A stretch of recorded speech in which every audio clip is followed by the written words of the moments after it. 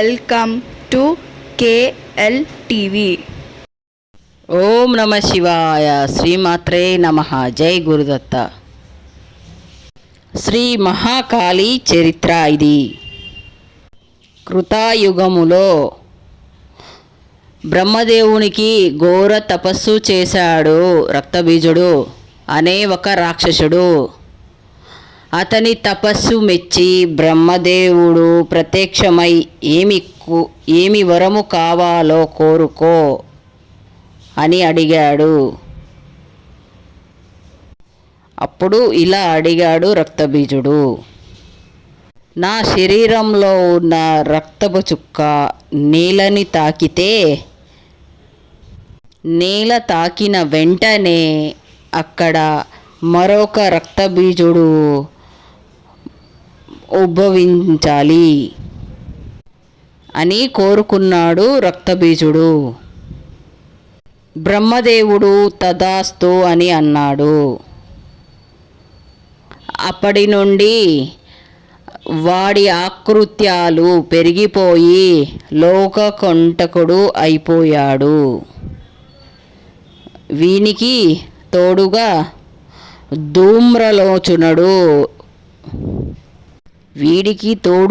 ధూమ్రలోచనుడు, శంభు, నిశంభు అనే రాక్షసులు ఆగడాలు మితిమీరిపోతున్నాయి. ఈ విషయమై దేవతలు త్రిమూర్తులని ప్రార్థించారు. వారిని ఒక స్త్రీ మాత్రమే సంహరించగలదు అని చెప్పారు. వారికి వరం అలాగే ఉంది అని తెలుసుకున్నారు. అప్పుడు అందరూ ఆదిశక్తి అయిన అమ్మవారి పార్వతీమాత దగ్గరికి వెళ్ళి పార్వతీదేవిని అడగగా ఆమె ముందు నిరాకరించింది. ఆమెకి చివరికి జరిగే పరిణామాలు తెలుసు కాబట్టి శివుడు నచ్చచెప్పగా ఆ తల్లి అంగీకరించింది. ఆమె ఒక పర్వతం చేరుకొని మధురంగా వీణాగానం చేసింది మధురంగా. దానికి ఆకర్షులైన శంభు, నిశంభులు ధూమ్రలోచనుడికి ఆమెని తీసుకురమ్మని చెప్పాడు రక్తబీజుడు. రక్తబీజుడు వీళ్ళ ముగ్గురికి ఆజ్ఞాపించారు. అతను వెళ్ళి అదే చెప్పగా పార్వతీదేవి నిరాకరించింది. అతడు ఆమె జుట్టు పట్టుకొని తీసుకుని వెళ్తా అని అనగా ఆమె కోపించి సింహం వలె గర్జించింది. ఆ గర్జనకు ధూమ్రలోచనుడు బూడిద అయిపోయాడు. తదుపరి ఆమె కోపము అంచెలుగా పెరిగి తీవ్ర స్థాయి చేరాయి. అలా ఆమె కాళికగా మారింది. అన్ని లోకాలు ఆమె నూతన కాళీ భయంకరమైన రూపాన్ని చూసి భయపడ్డాయి. ఆమె రక్తబీజుడిని చేరింది. అప్పటికే యుద్ధం రంగంలో అనేక రక్తబీజులు ఉన్నారు. ఆమె ఉగ్రరూపం చూడగానే సగం మంది చచ్చారు. ఆ రూపాన్ని చూడగానే ఆమె ఒక చేతితో సంహరిస్తూ మరి ఒక చేతితో వారి రక్తము భూమిని తాకకుండా ఒక గిన్నెలోకి పడేలా చేసింది. అలా అందరినీ అంతమించింది. కానీ ఆమె శాంతించలేదు. ఆమె విజయ ఉత్సాహముతో మధు సేవించి ఆనందంతో భయంకరమైన నాట్యం చేస్తుంది. ఆమె నాట్యానికి ముల్లోకాలు వణికిపోతున్నాయి. ఆ తల్లి మధువు ఎందుకు సేవిస్తుంది అంటే, ఆ మధువు అంటే మద్యం రాక్షసులకి చేరకుండా ఉండే కొరకు ఆమెనే సేవిస్తుంది. లోకం కొరకు లోకోద్ధారణ కొరకు ఆమెను దేవతలందరూ శాంతింపచేయడానికి వెళ్ళి శివుణ్ణి ప్రార్థించారు. అప్పుడు శివుడు అమ్మని ఎంత పిలిచినా పలకకుండా లేదు. ఉత్సాహంతో చిందులు వేస్తూనే ఉంది. అప్పుడు శివుడు వెంటనే తన కాలి కింద ప్రత్యక్షమయ్యాడు. ఆమె పాదం మోపి కింద చూసి ఆశ్చర్యపోయింది. తిరిగి పార్వతీదేవిగా మారింది. ఆమె కోపం బాధగా మారింది. ఈ విధంగా ఆమె శాంతించారు.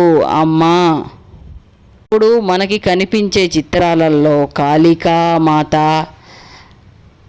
పాదాల కింద శివపరమాత్ముడు ఉన్నట్టు మనకి చిత్రీక్షిస్తున్నారు. ఆ ఫోటోలో ఉంటాయి. ఇప్పుడు మనం పైన చెప్పిన విషయాల బట్టి అర్థం చేసుకోవాలి.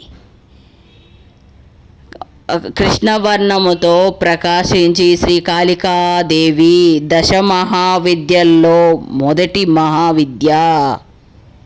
శ్రీ కాళికాదేవి క్షేత్రాలలో క్షేత్రపాలకుడు కాలభైరవుడు. అశ్వాయుజ మాసము కృష్ణపక్ష అష్టమి తిథి ఈ దేవికి ప్రీతిపాత్రమైనది. ఈ మహాకాళీదేవి ఉపాసన ఎంతో మహిమగలది. ఈ కాళికాదేవి మహాకాళికాదేవి ఉపాసన ఎంతో అదృష్టమైనది. చాలా చాలా దయగల్ల అమ్మ. ఆమె మంత్రం ఏది చేసినా కూడా అమ్మ ప్రేమమయీ మూర్తి, మనల్ని తొందరగా కరుణిస్తుంది. ఇవే తాంత్రిక విద్యలు కూడా అని అంటారు. కానీ అమ్మ కాళికామాతని మంత్రం చేస్తే మనకి శాస్త్రీయ సాంప్రదాయము చెబుతుంది.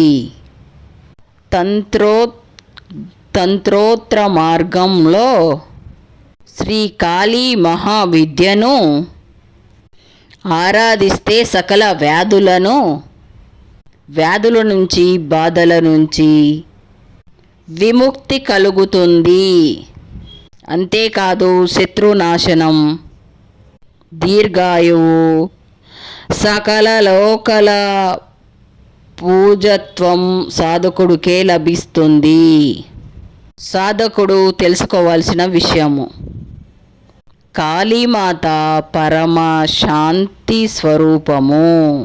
తల్లి చాలా ప్రేమ కలిగింది. ఆమెను ఉగ్ర రూపంలో చూసి భయపడ అవసరం లేదు. ఆమె జగన్మాత. ఆమె కృష్ణ అంటే నల్ల రూపంలో ఉంటుందని చాలామంది భావిస్తారు.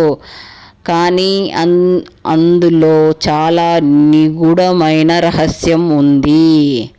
కాళికామాత అందమైన రూపంలో శ్వేతవర్ణంలో అనగా తెల్లని రూపంలో ఆ తల్లి ఉంటుంది.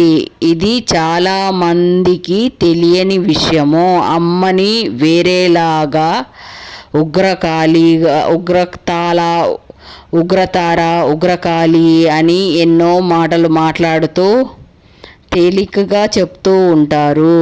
కానీ కాళిక మాత్రం చాలా ప్రశాంత వదనంతో జగన్మాత కాబట్టి ప్రతి జీవి అందు మాతృస్వరూపముతో స్వభావంతో ఆమె మాతృప్రేమను కురిపిస్తూ ఉంటుంది. కాళికామాత ఒక్క మంత్రాలు ఉంటాయండి. ఆ మంత్రాలు మీరు తెలుసుకొని గురువుల ద్వారా తెలుసుకొని చదువుకోవచ్చు, పఠించవచ్చు. అమ్మ తల్లి మనకి ఆశీర్వాదం ఇచ్చి పైన తెలిపిన విషయాల బట్టి ఏంటవి సకల వ్యాధుల నుంచి నివారిస్తుంది, సకల బాధల నుంచి అలాగే శత్రునాశనం కూడా కలిగిస్తుంది, అలాగే దీర్ఘాయువు కూడా కలిగిస్తుంది. సకల లోకాలలో పూజించేలాగా అభిమానించేలాగా చేస్తుంది. పూజించేలాగా గురుస్థానాన్ని కూడా ఇస్తుంది. అధికారం అమ్మవారికి మాత్రమే ఉంది. చాలా ప్రేమ గల్ల మూర్తి అమ్మ కాళికామాత. ఎలా చెప్పగలను అనంటే లోకాల అన్నిటికీ మాతృమూర్తి అమ్మ జగన్మాత మహాకాళికామాతనే. పార్వతీదేవి నానా రూపాలుగా నానా విధాలుగా అమ్మని కొలుస్తూ ఉంటాము రకరకాల పేర్లతోటి. ఆమె జగన్మాత, ఏ పేరుతో పిలిచినా పలికే తల్లి ఆమె. దశమహావిద్యలు ఆమె, అన్నీ ఆమె. మనం ఆమె పిల్లలం. ఏ కష్టం వచ్చినా అమ్మా ఈ కష్టం వచ్చిందంటే వెంటనే కనికరించే తల్లి మహాకాళి.